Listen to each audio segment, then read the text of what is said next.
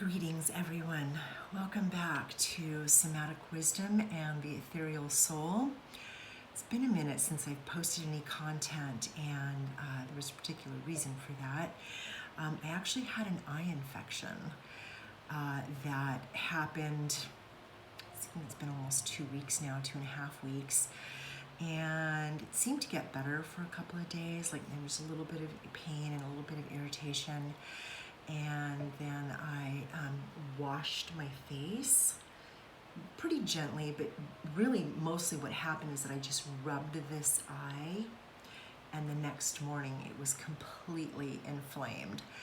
And I had some drops, and I tried using that, and it really just didn't get any better. And so I think Saturday morning I woke up a week ago and it was really inflamed, and then by Tuesday I had swelling down here. It's like, okay, now we just need to go to the doctor and get some antibiotics, because antibiotics are a miracle, and I don't take them very often because I rarely get sick anymore. And so this was definitely one of those situations where I needed antibiotics. I clearly had an infection in my eye. And from a medical standpoint, we could say that I may have had a stye, and that the duct may have become blocked, and that led to an infection and larger swelling through the whole eye. They were able to give me a low dose of antibiotics because I rarely take them, and they were very effective within 48 hours. I think it was late afternoon, so by the time the day had gone on, I think I'd been able to take 2 of the 4 that I'm supposed to take per day. And in the morning, it actually was a little worse. And I thought, wow, okay, this is not good. And considered going to the emergency room, but I remembered what he told me, that I had to wait at least 48 hours for them to kick in. And I made a promise to myself, if the eye wasn't better by the following morning, that I was definitely going to the emergency room. And I could tell actually that night that there was some improvement. It wasn't as tender. There was a little bit of reduction in the swelling.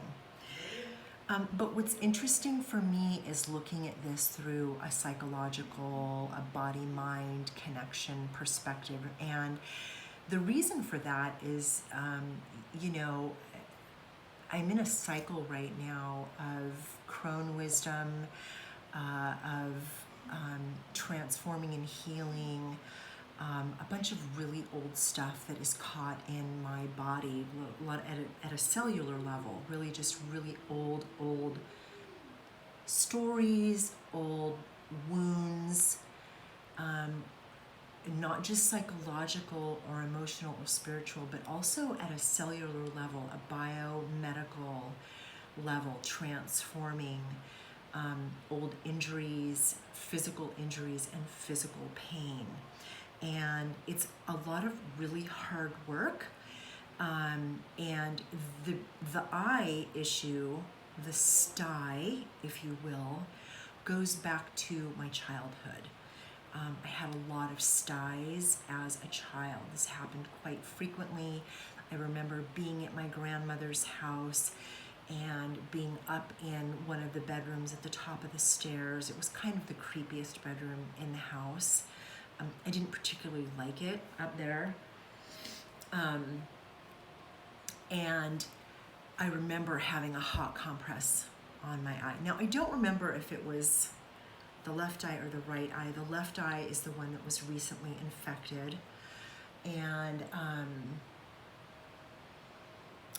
so I'm not particularly recalling if it was one eye or over the other, or if it happened in both eyes periodically.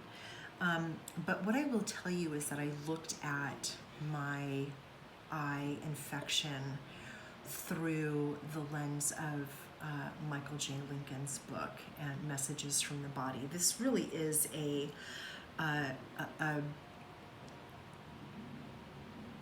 it's really probably one of the most powerful tools that I have seen, because of its depth. Body Mind by Ken Dykewald, great book. He's looking at how our psychology shapes our body and shapes our habits in our body. And because he did a lot of workshops with groups of people, there was a lot of dynamic, right, very aliveness in the moment transformation happening. But he doesn't go any deeper than that, right? There's not a breadth of, here's what I see, here's the download I got from the universe about what this all means over a continuum of the entire body. There isn't that. Louise Hay, amazing. Pretty significant, very well known, very popular, but there's still quite a bit that's not there. And there are also things that are there that maybe aren't kind of sussed out enough, things that, you know, like blindness. It's like, well, what kind of blindness? Are we talking about a temporary blindness? Are we talking about a temporary blindness in one eye? What's missing from that? Because that could be genetic. That could be the result of an injury. And that could be the result of an accident. That could be the result of, you know, a couple of different things. And even the accident or the injury may have a psychological component to it. It's really not sussed out enough. It's not in-depth enough. And with Michael J. Lincoln's book, I believe that there is a little bit more depth. There is a little bit more clarity. There is a little bit more of the nuance. He goes into left and right. He goes into just a little bit more depth. It's not perfect by any means. I do believe that there is some content that doesn't belong in there. And there are some things that aren't in the book. It hasn't been updated. I think the publication was 2006, right? Again, Michael J. Lincoln. The book is titled Messages from the Body, and he's written a breadth of work. There's quite a bit on his website if you go to his website. So what I will tell you, because I don't want to go too much into depth around this, but for me, what stands out, first of all, in looking at eye, left eyelid, upper eyelid, left upper eyelid, sty, and left eyelid sty. So it's 7 categories to look at. Every single one of them is family, right? Family of origin. It's all chronic. And as a child who loved to observe and watch family members around me, and who was incredibly aware of the chasm of contrast between what was being said, what I was hearing, and what was being done, what I was seeing. Huge difference, right? I mean, day and night. You know, somebody would say one thing, but the actions didn't match that at all. And I loved watching what people did, and still do. I mean, I think that's what made me a better body worker and holistic health practitioner, because I was able to observe what was happening. Clients may say one thing, and that might be a story. It might be a story they made up. It might be a story that they tell themselves. It may be a story based on information they got from their doctor, but it may not match what their body is telling me, right? There may be some incongruity there, incongruence. It might be just, it doesn't align. And so, you know, for me to be able to kind of connect to what was really happening in the body, I had to really observe and listen at a deep intuitive level.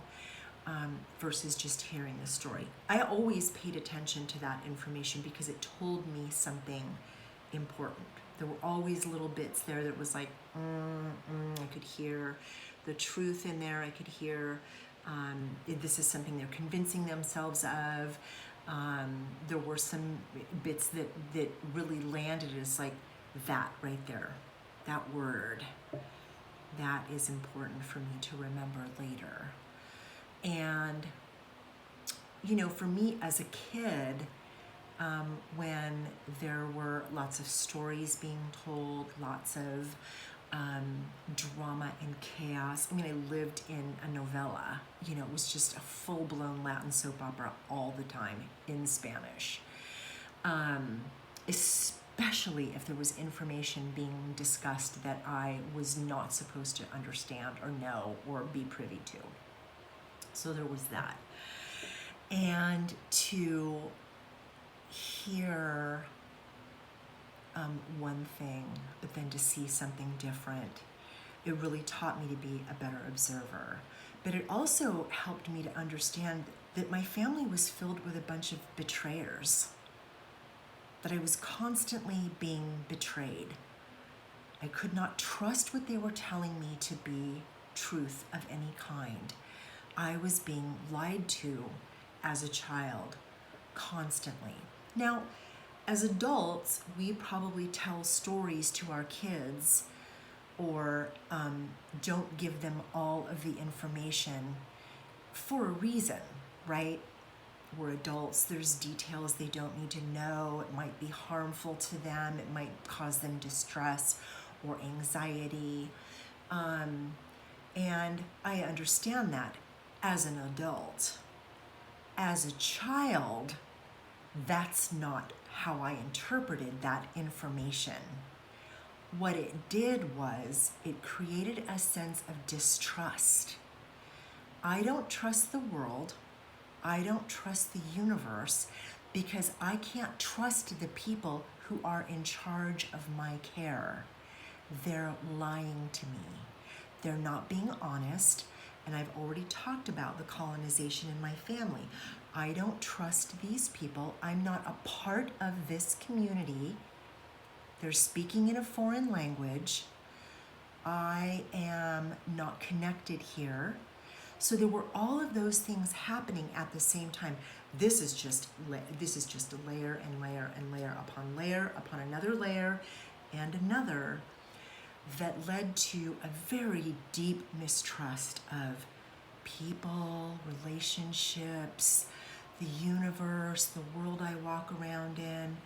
Who can I trust if I can't trust my caregivers, right? I'm seeing them do stuff and I'm like, your actions don't match your words.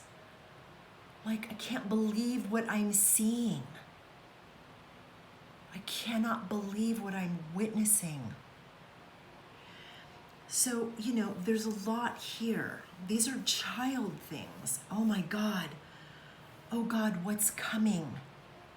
Fear of the unknown. Fear of the future. What's going to happen to me if the adults aren't taking care of me, right? And my dad was gone before I was a year old. My mom was completely checked out mentally. And then I've got all these family members around that are scrambling. Hard to see the self clearly. Dysfunction in family literally was forced to adopt strategy of not seeing clearly in order to survive.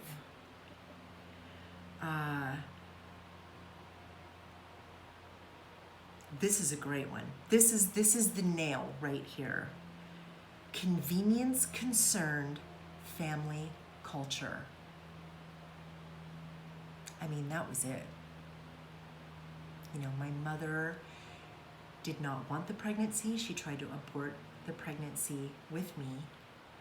And I was an inconvenience to her life, to what she wanted, to maybe her dreams, her goals, whatever that was. Maybe it was just how she whatever her capacity was for being able to navigate life, what she believed about herself and her capacity as a parent.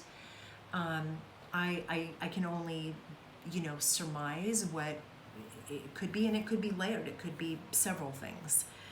But convenience concerned family culture.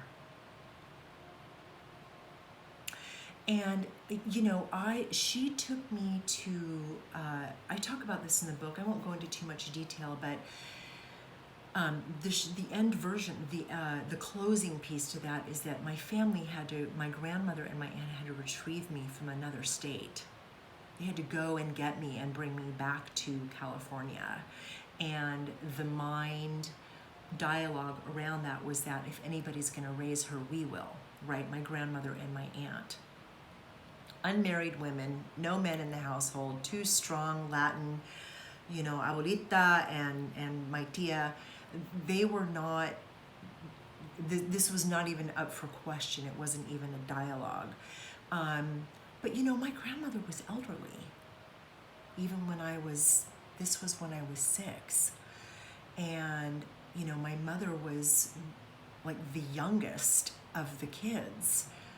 So even though my mother had me when she was 20, so I'm 6, my mother's 26, and my grandmother was probably in her 50s, I don't know, late 40s. She seemed a lot older to me. Everybody does when you're a kid, right? They seem bigger and older. And my aunt worked full time.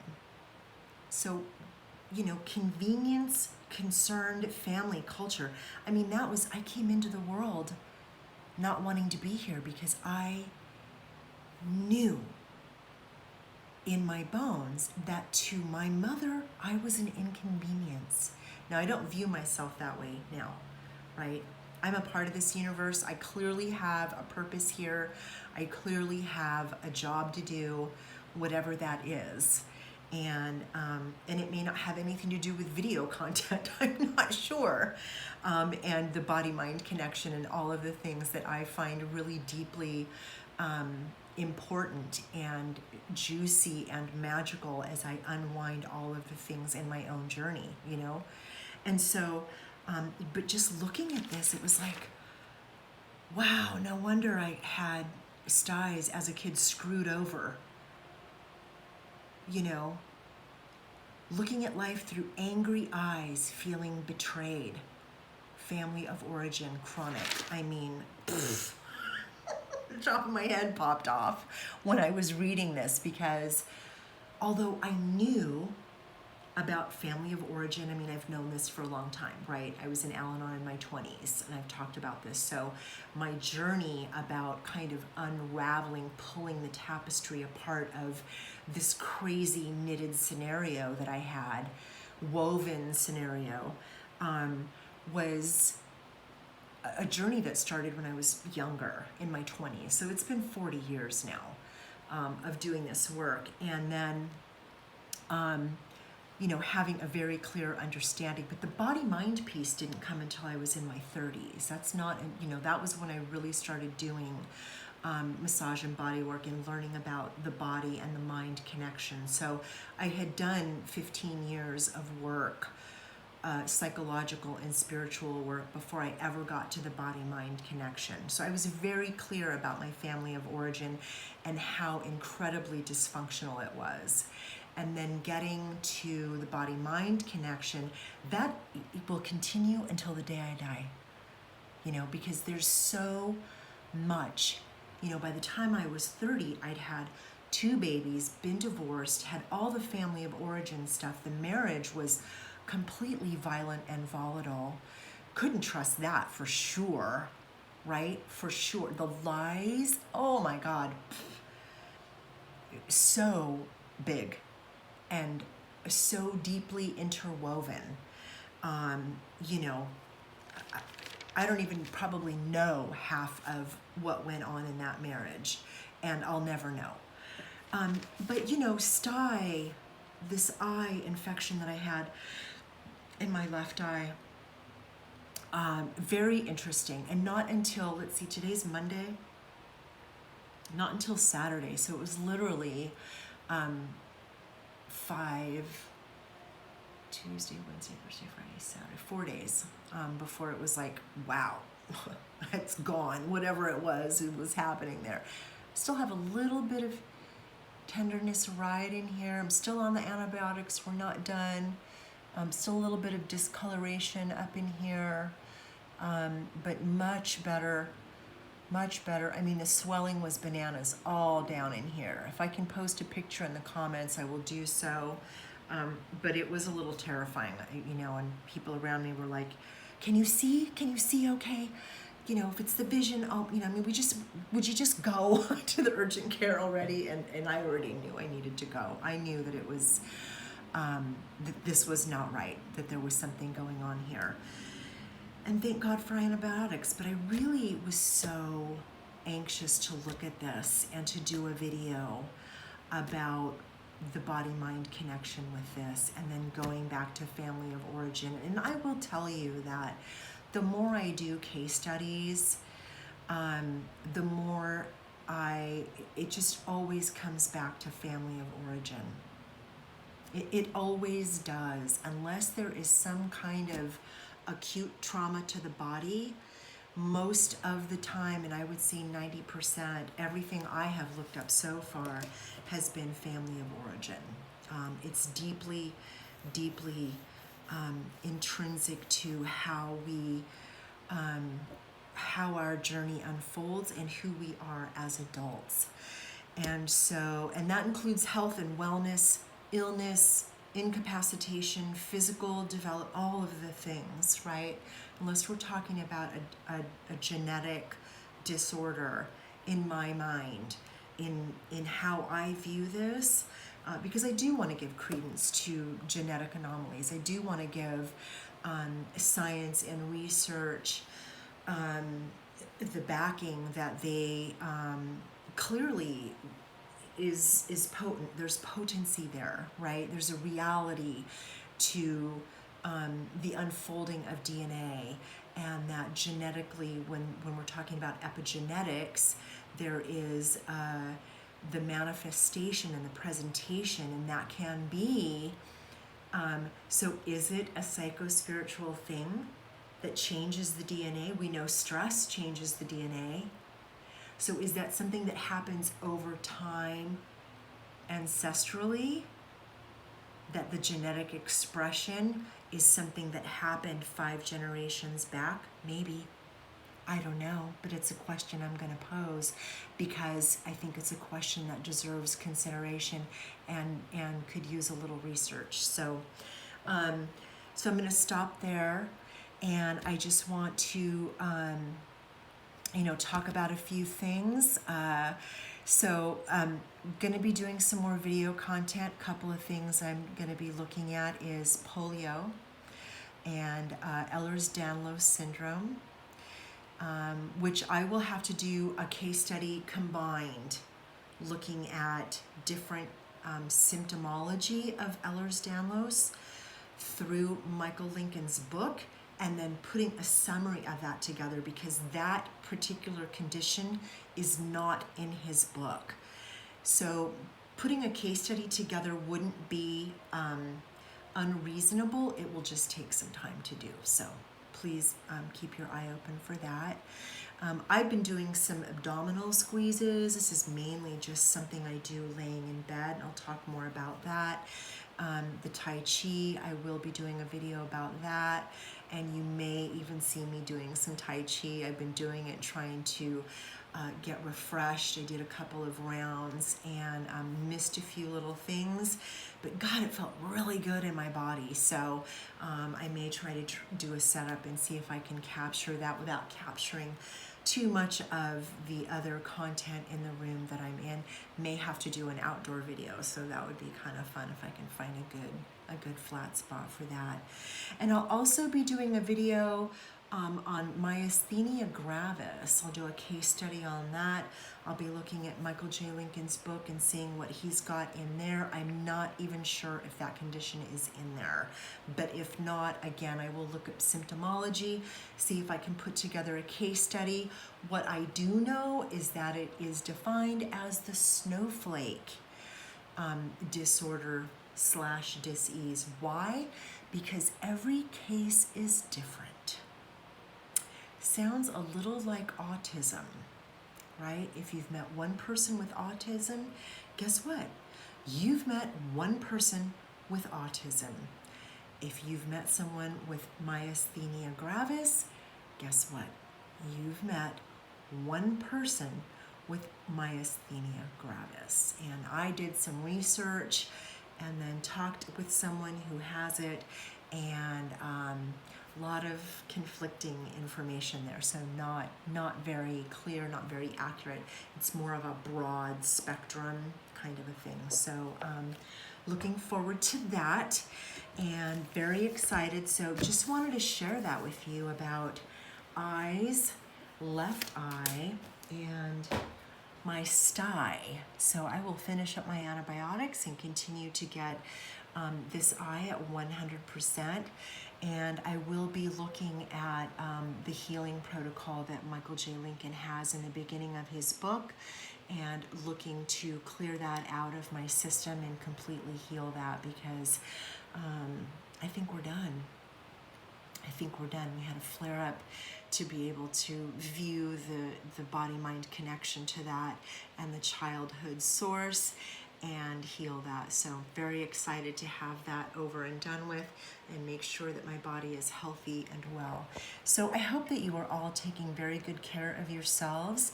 I am a published author. My book, Chasing Shade, Living with Developmental Trauma, can be found on Balboa Press or at any online retailer.